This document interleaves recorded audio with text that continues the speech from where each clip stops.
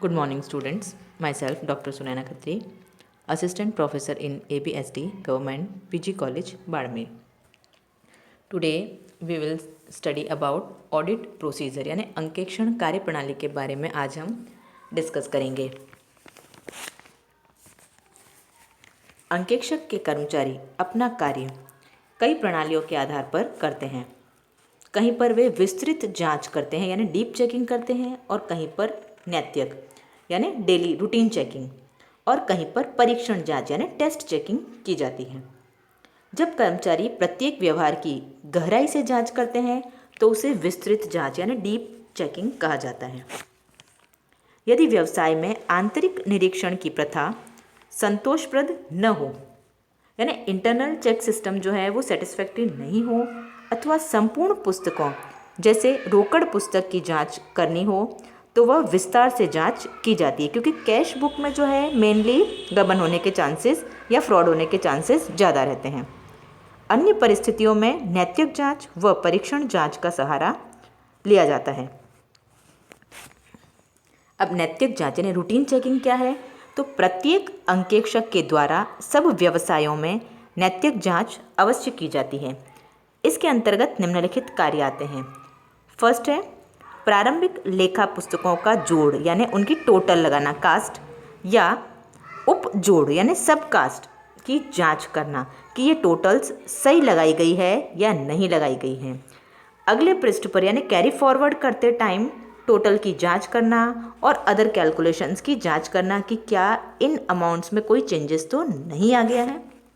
Next second, प्रारंभिक लेखा पुस्तकों से खाता बही में की गई खतौनी यानी पोस्टिंग की जांच करना कि लेज़र पोस्टिंग करते टाइम कोई गलती तो नहीं रह गई है।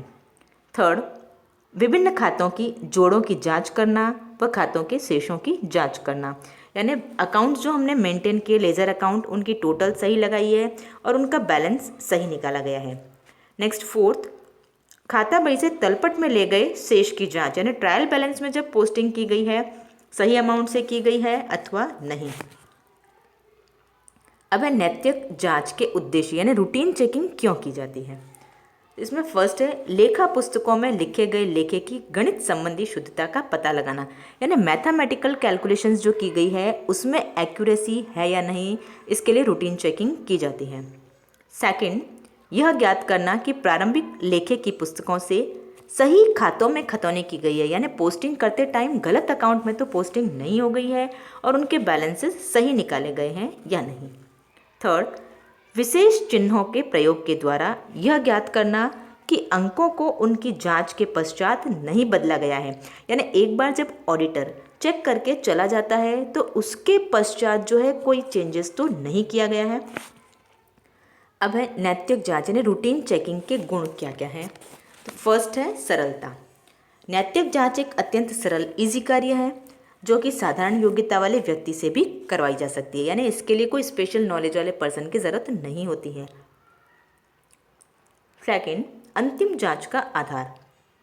नैतिक जांच सरल होते हुए भी काफ़ी महत्वपूर्ण है क्योंकि उसके बेसिस पर ही फाइनल चेकिंग की जाती है जिसके सहारे अंकेक्षक अपनी रिपोर्ट देता है। थर्ड है गणित संबंधी शुद्धता का विश्वास। अब नैतिक जांच के आधार पर यह विश्वास हो जाता है कि लेखों में कोई मैथमेटिकल एरर्स नहीं रह गई हो। फोर्थ है पोस्टिंग यानी खतौनी की शुद्धता का ज्ञान। नैतिक जांच से यह नॉलेज हो जाता है कि हमने प्रिलिमिनरी बुक से जब लेज़र पोस्टिंग की है तो वो सही की गई है अथवा नहीं। नेक्स्ट है साधारण छल कपट का प्रकट हो जाना। रूटीन चेकिंग में सामान्यतया जो साधारण छल कपट है वो पकड़ में आ जाते हैं। नेक्स्ट सिक्स्थ है अंक परिवर्तन का पकड़ में आ जाना। अब रूटीन चेकिंग में कई प्रकार के सिंबल्स का यूज़ किया जाता है, यानी ये टिक लगाया इसका मीनिंग क्या है, ओवर राइटिंग का मीनिंग क्या है, या स्पेशल कोई मार्क है तो अगर कोई भी अमाउंट काट के लिखा गया है मतलब गलत लिखा गया है तो उसको काट के लिखा जाए और उस पर स्पेशल सिंबल लगाया जाए।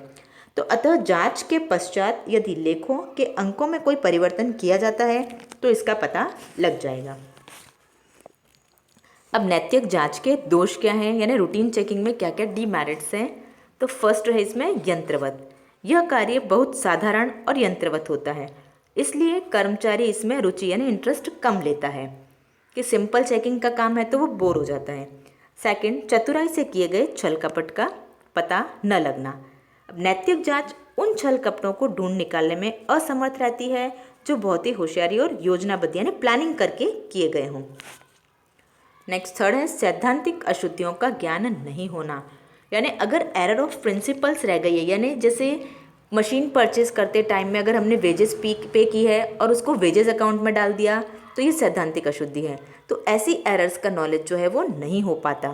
तो नैतिक जांच साधारण योग्यता वाले कर्मचारियों द्वारा की जाती है जो कि लेखे के सिद्धांतों के पूर्ण ज्ञाता नहीं होते हैं, अतः सैद्धांतिक अशुद्धियों का पता लगाना मुश्किल होता है। फोर्थ है घटिया किस्म का काम।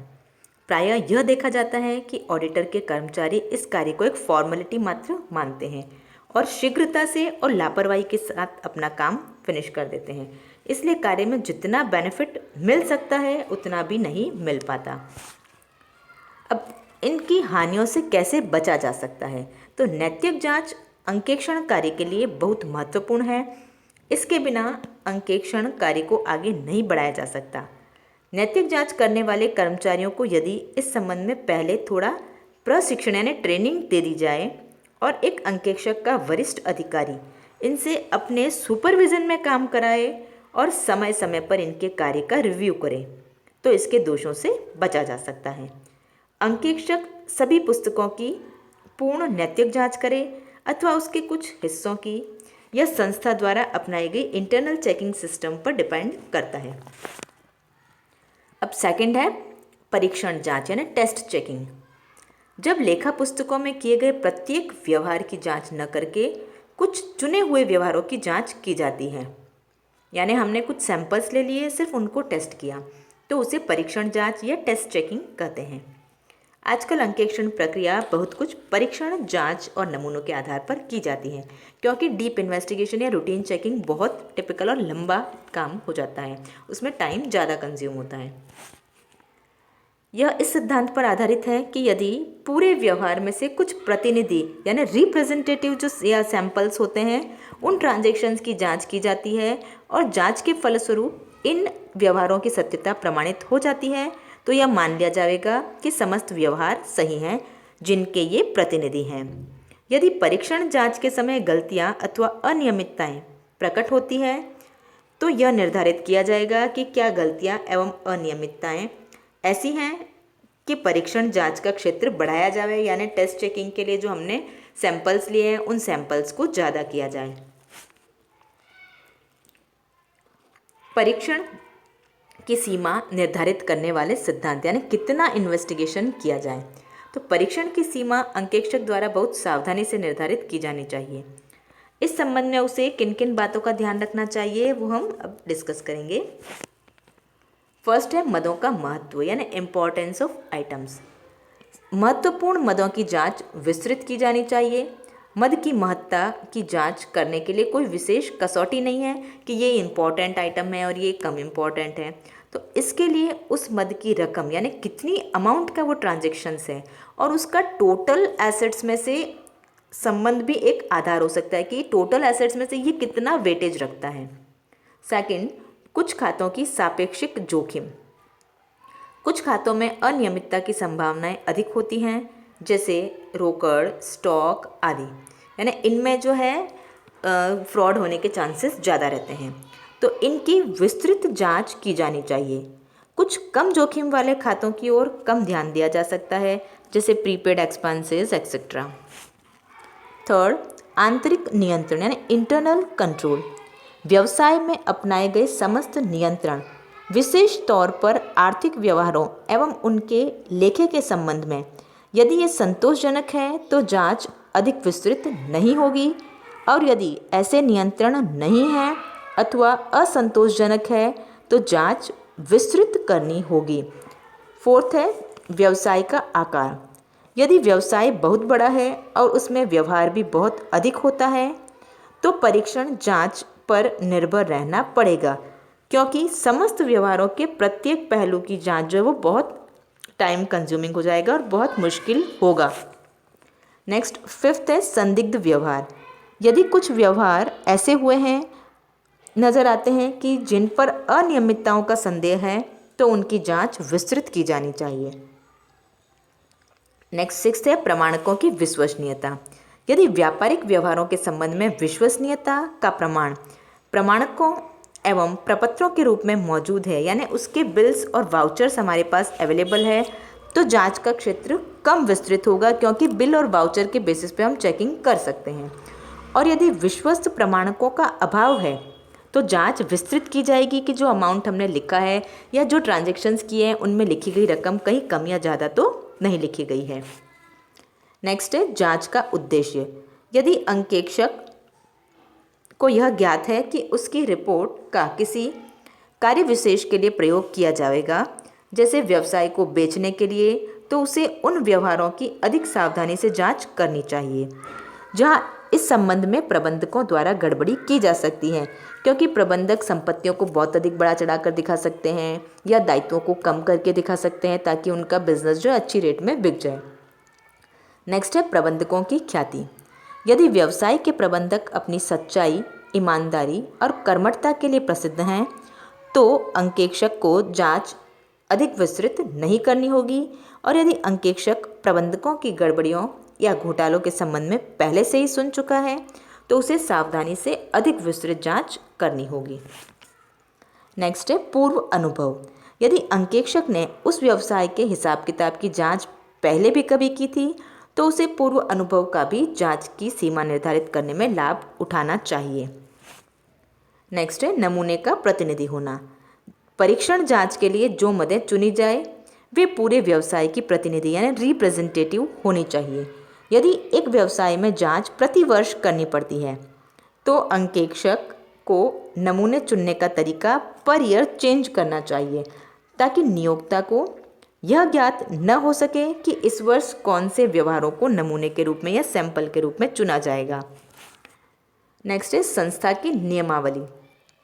यदि संस्था पर लागू होने वाले नियमों के अंतर्गत कुछ विशेष मदों की विस्तृत जांच होना आवश्यक है, जैसे स्टॉक पर फोकस किया जाना अगर ज़रूरी है तो स्टॉक की डीप इन्वेस्टिगेशन की जाएगी। जहां रोकड़ ट्रांजैक्शंस ज़्यादा होते हैं तो रोकड़ का कैश का डीप इन्वेस्टिगेशन किया जाएगा।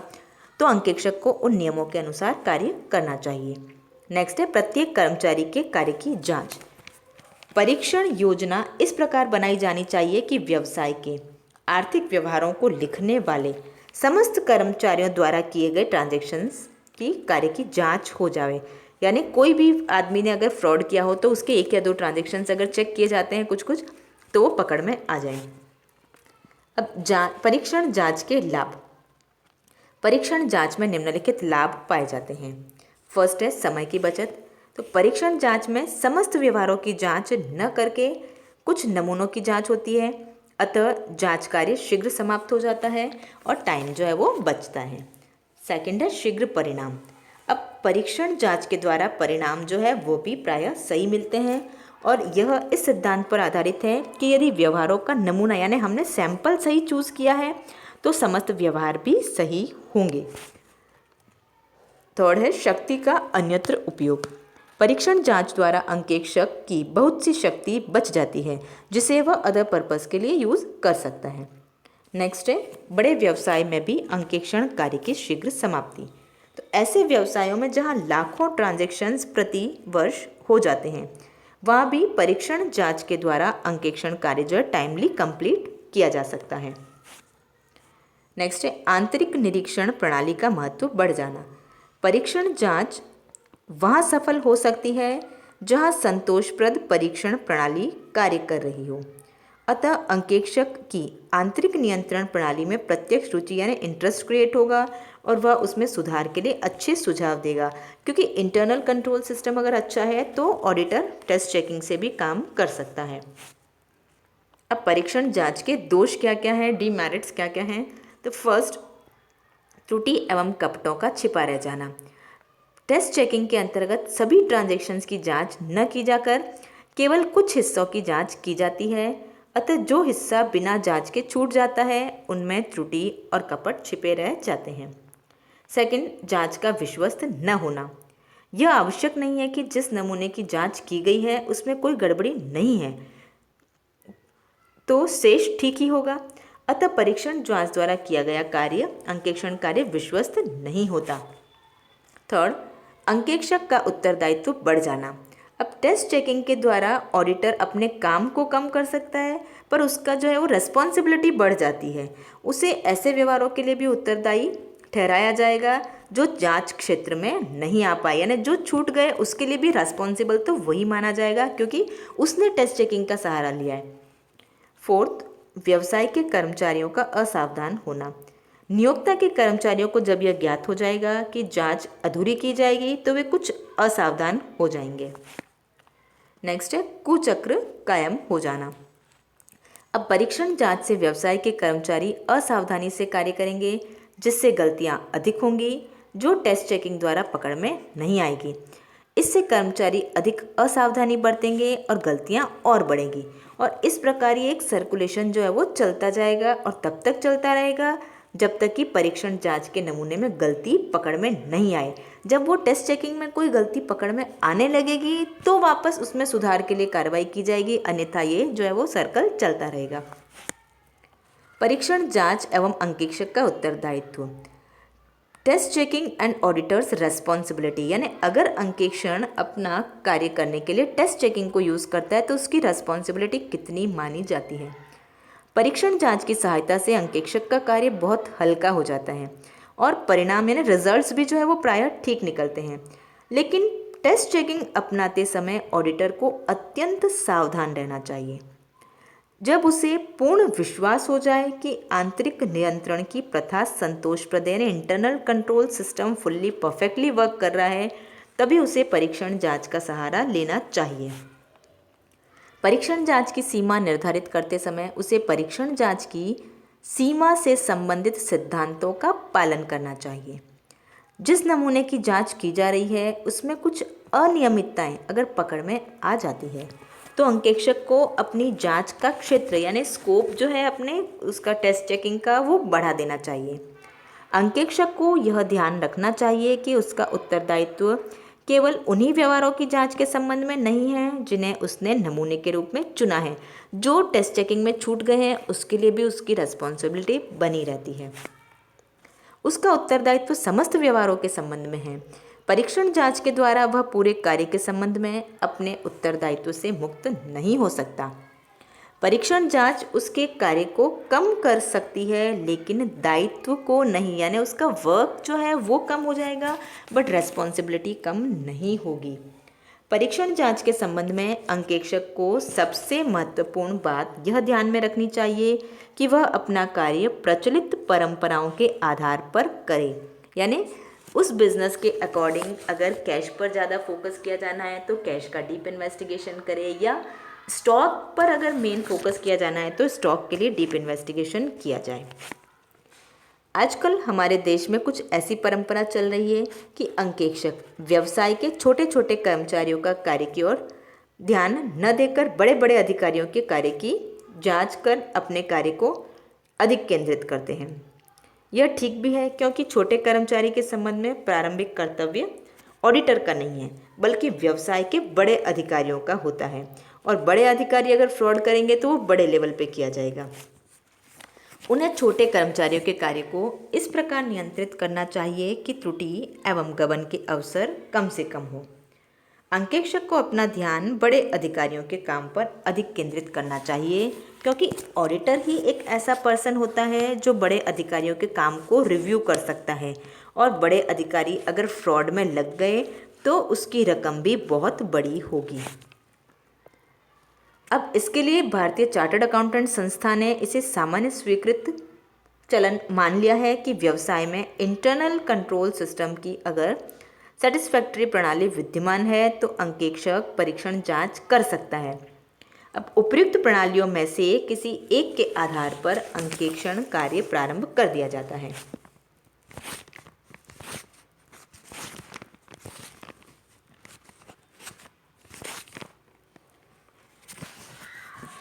हो सकता है कि महत्वपूर्ण लेन देनों के संबंध में एक प्रणाली अपनाई जाए और अन्य लेन देन जो ज़्यादा इम्पॉर्टेंट नहीं है उसके संबंध में दूसरी प्रणाली।